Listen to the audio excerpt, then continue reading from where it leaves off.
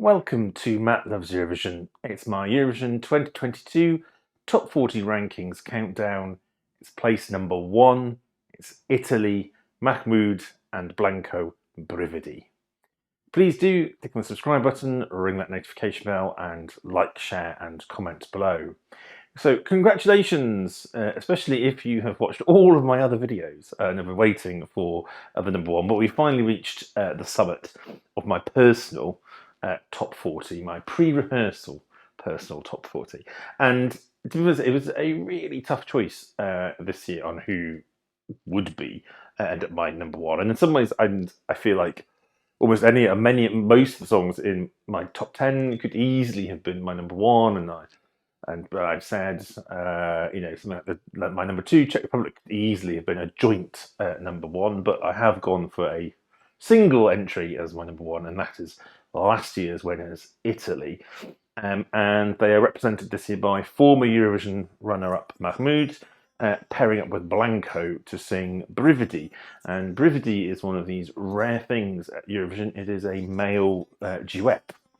Now, it's not since Ireland's remarkable run of wins back in the mid-1990s has any country won back-to-back contests. Is it possible for Italy to pull off that extremely rare double?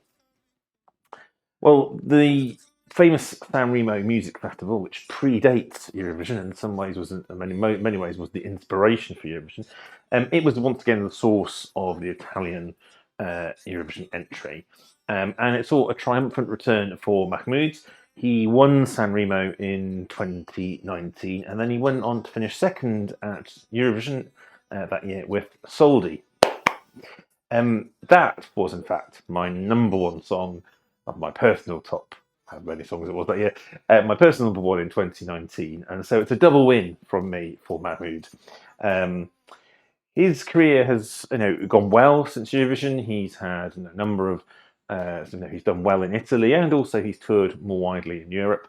And his partner in this year's Eurovision, Blanco, he's only 19, but he already has quite a successful career in Italy. He's had several top 5 hits already in the last year or so. So he is quite well known outside of. They are both very well known outside of Eurovision. Now, Brividi means shivers in English, and it really is a very beautiful modern duet ballad.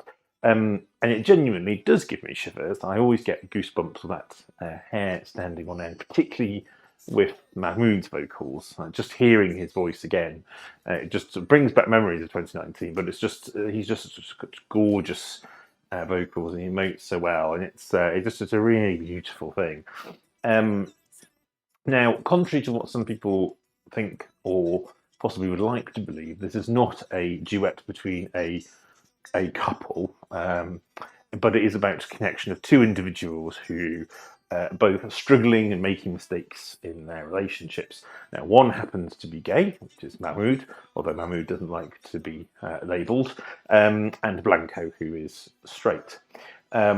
They put on a spellbinding performance at Sanremo, and they were awarded with a really sweeping victory. They won. So Sanremo is quite complicated in its voting. It has different kind of voting groups, but they won all the voting groups. They came top in all the voting groups. They won the press jury, they won what's known as the demoscopic jury, and they won the televote, and they won over 50% of the televote. So it was a really strong victory for them. The 2 of them have a really funny dynamic. I mean, funny as in funny, amusing, not funny as in that's a bit odd.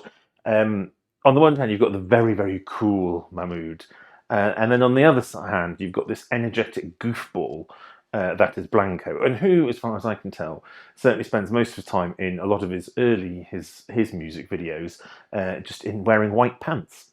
So maybe it's not a surprise that he seems to be the new, the next kind of male pop star to be a Calvin Klein model.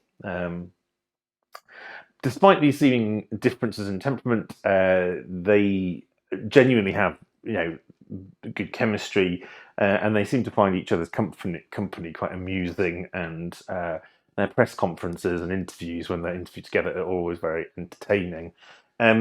They've been pursuing kind of their solo commitments between winning Sanremo and Eurovision, which means they haven't attended any of the pre-parties this year, and in fact, but they are now re-establishing that connection now that the contest is underway. They've been one of the favourites to win the contest right from right from when they first won Sanremo, and all the way through the pre-contest season, and I think rightly so. They've been right up there in the top 2 or 3 favourites in some betting odds. They're high up in various fan polls as well. There was been a little bit of a wobble in the rehearsals. So Blanco was not around for the first rehearsals. He was busy running around New York in his pants. That's part of the aforementioned Calvin Klein connection. And so he only came to Eurovision for the second rehearsal. And I think suffice to say it was a little bit wobbly, and they took a while to get into it. Their vocals were a bit wobbly. They were a bit off in various things. But that's what rehearsals are there for. And I'm sure they will probably reconnect. They've got another run through, or 1 or 2 run throughs, I think, to get right before it really counts. And you know that they have had that chemistry on Sanremo. The staging does looks very nice. So I'm sure that chemistry will come, and I'm sure the vocals will come, because the vocals were a bit off in that rehearsal as well. But I'm sure if all of that comes back again, there's no reason to think it won't. They've got a very, very strong package, and that's where the big question is: can Italy win? I think they certainly are very much a contender. I think a lot of people have decided, they've ruled them out after that rehearsal, but it's just one rehearsal. So I think this is both strong jury and televote potential. Italy was always generally done pretty well in the televote over several years. And this has been incredibly popular, and it's obviously in Italy, because they're both big stars. It's been number 1 for weeks and weeks and weeks and weeks, I think, in Italy, and I think it's one of the biggest sort of Sanremo stroke Italian Eurovision entries in terms of chart success that they've had. It's also done really well in Spotify streams. Again, obviously a lot from Italy itself, but it's done well it's charted in the Spotify charts in multiple other countries as well. So it's not just within Italy. Italy sometimes doesn't get quite the love from the juries that perhaps it should. There's been a number of occasions when they've not won. Well, 2015 being the most obvious one. They won the public vote, but didn't do quite so well with the juries. And that was a bit of a case last year. Måneskin came out 6th with the juries, but their televote was so huge it pulled them up. I think you could see with Brividi that this is one that could be more jury friendly, and so perhaps the seeming kind of, I wouldn't say it's anti-Italian, but it's the seeming kind of down marking that they get in juries might be overcome. That said, we've got to provide there isn't any kind of subconscious bias for this year because of maybe jurors might think, we don't want Italy to win twice in a row. I'm sure perhaps they don't really think that, but there might be a bit of that. Also, some people have suggested that because of some of the issues that have come up in some of the rehearsals and some of the around the stage, that there might be almost like an anti-vote because of the broadcaster. But I'm not really convinced that would be the case, because Mahmood and Blanco and Brividi have got nothing to do. No, they are not connected with the running of the show. So I think that would be rather unfair if that was the case. So I think if they do win, it will be a very well-deserved win. But we shall see if they did win, where we might end up. Possibly somewhere less rainy than Turin, as it seems to have rained most of the time so far. Although I think the forecast is coming good for the actual shows. And there we have my top 40 pre-rehearsal. Now I say as a sort of a postscript to this top 40, which I hope you've enjoyed.